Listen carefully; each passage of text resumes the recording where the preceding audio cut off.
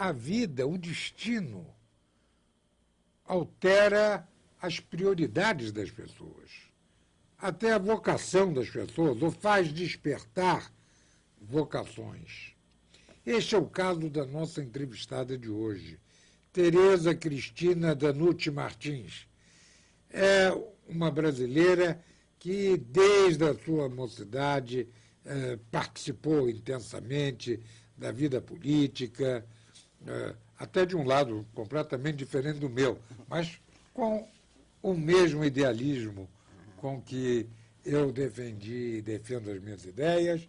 Ela participou de estudos de sociologia, de antropologia, implicações de Itaipu, e vem na Prefeitura do Rio, em São Paulo. E, no entanto, quando a avó fala mais alto, a avó que teve um neto com autismo. Um autismo leve, mas um autismo. Ela abandona tudo, mergulha no assunto, estuda o assunto e se dedica o seu tempo a uma entidade que busca a fazer com que o autista tenha direito a ser feliz. E o número de autistas nas famílias brasileiras é muito grande. E alguns são autistas e as famílias não sabem. E alguns são autistas e os companheiros de trabalho e os chefes não sabem. Ela vai contar aqui histórias de pessoas que foram prejudicadas, que perderam o emprego, que saíram das escolas por uma falta de compreensão disto que não é uma doença como foi considerado muitos anos. É uma questão comportamental.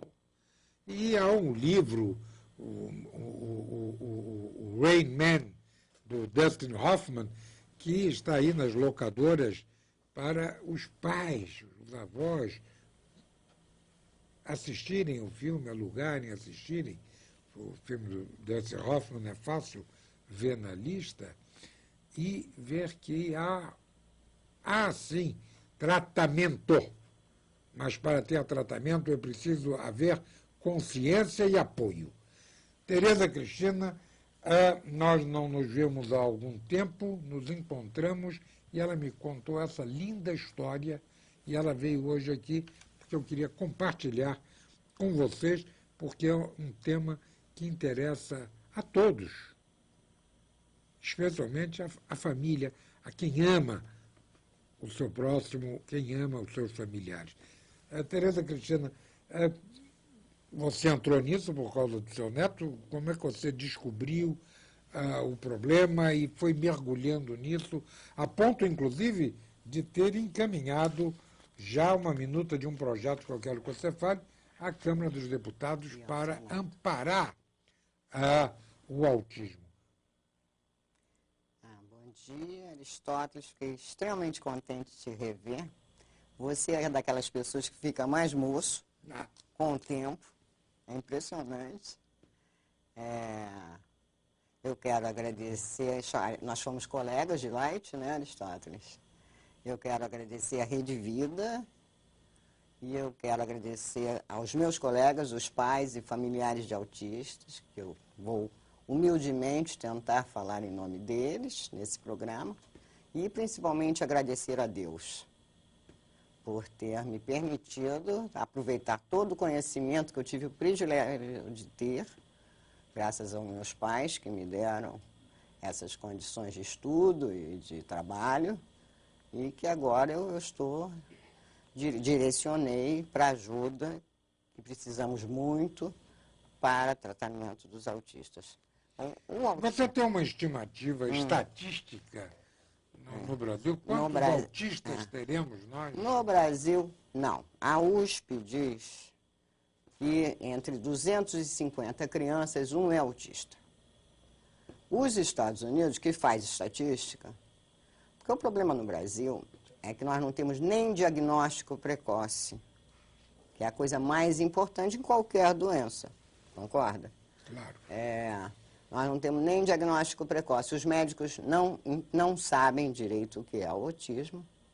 O meu neto mesmo, como é um Asperger é o autismo que consegue falar, que consegue se comunicar mal ou bem, com alguma dificuldade, mas que consegue até ir para a universidade, até virar doutor, ele mais com as suas dificuldades de comunicação.